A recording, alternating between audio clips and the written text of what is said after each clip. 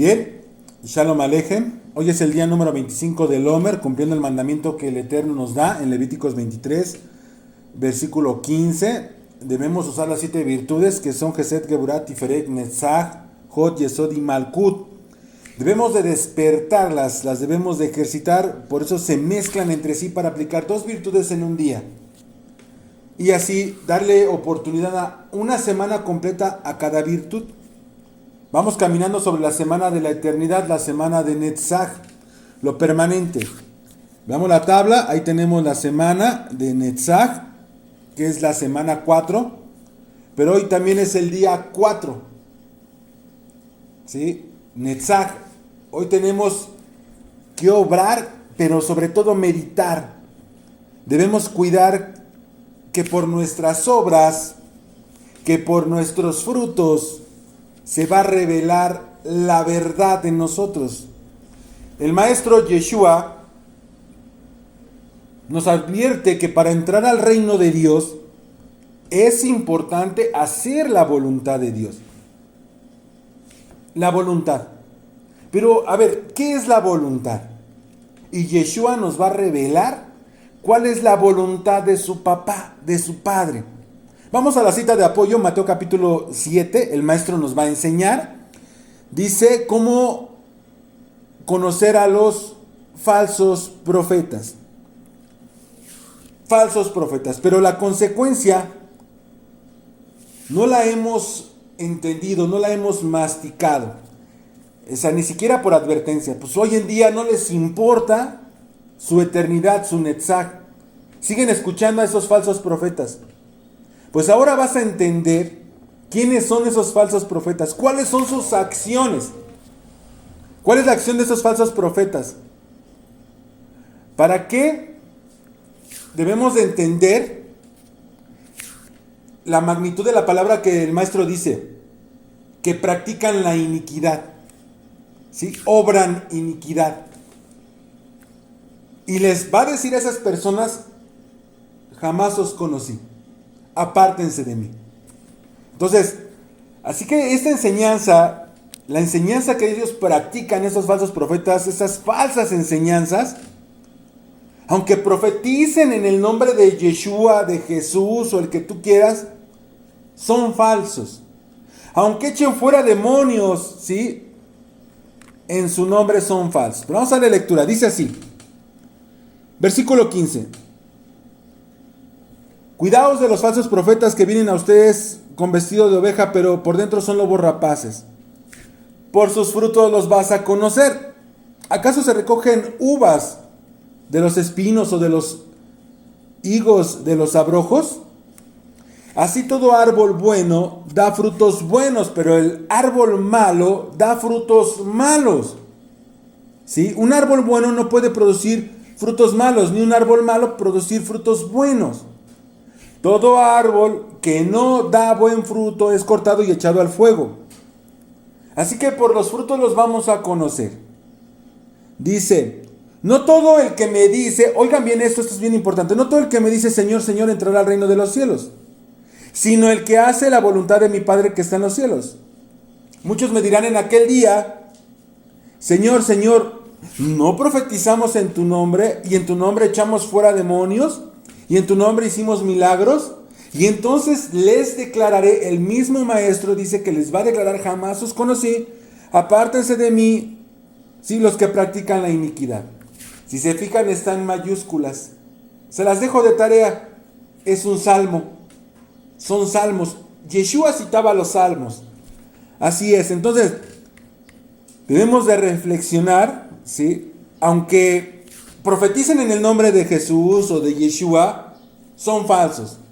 Aunque echen fuera los demonios, ¿sí? En su nombre, son falsos. Aunque hagan milagros en su nombre, siguen siendo falsos. Pero ¿cómo los vamos a identificar? Fácil, dice el maestro, que por sus frutos. Debemos de aprender que los frutos no son la multitud de personas, ¿sí? Frutos no son verdaderamente en cada persona, es el comportamiento de sus hijos, si son corregidos. Frutos, su familia. Frutos, en lo que hace. No lo que dice que hace, no, lo que hace. ¿Sí? Su práctica cuando está en medio de la necesidad. Esa reacción que él tiene, ese es su fruto. Pero hay un fruto y el más importante que debe brotar en un buen profeta. Y es enseñar, pero también guardar la ley de Dios. Y tú me vas a decir, ¿por qué ese sería un fruto? ¿Por qué? Porque ese es el fruto que el maestro resalta en este texto que tienes en tu pantalla para que puedas entrar al reino de los cielos. Es ese fruto. Le dice, no todo el que me dice Señor, Señor, entrará al reino de los cielos, sino el que hace la voluntad de mi Padre que está en los cielos. Pues la voluntad del Padre es la obediencia a su ley. Pues el maestro nos dice que estos profetas son hacedores de iniquidad. Algunas traducciones nos dicen hacedores de maldad. La palabra del griego que está escrita en este texto originalmente de Mateo, dice la palabra griega, vemos en su pantalla, dice así, 4:58 del Strong, la concordancia fuerte. Entre paréntesis, número 1, la A significa sin. Y está apoyada de la palabra completada, son dos palabras, la A y nomía, que es la palabra nomos, que significa nomos es ley, propiamente sin ley. Anomía del griego, ahí se alcanza a entender un poco, y dice el número 1 propiamente la condición de alguien sin ley, ya sea porque la ignora o porque la viola. ¿Sí? Número 2, es desprecio y violación de la ley. Desprecio, aborrecer la ley, eso es lo que significa iniquidad y maldad. Entonces el maestro lo que realmente dice es: apártense de mí, obradores sin ley. Apártense de mí, despreciadores de la ley de Dios. O apártense de mí, aborrecedores de los mandamientos de Dios. Aborrecedores de la voluntad de mi Padre. Porque la voluntad de Dios, como lo dice el texto, es el acceso al cielo, al reino de los cielos. Pues nos dicen, no todo el que me dice Señor, Señor, entrará en el reino de los cielos, sino el que hace la voluntad de mi Padre que está en los cielos. Entonces no entra porque digas, Jesús, Jesús.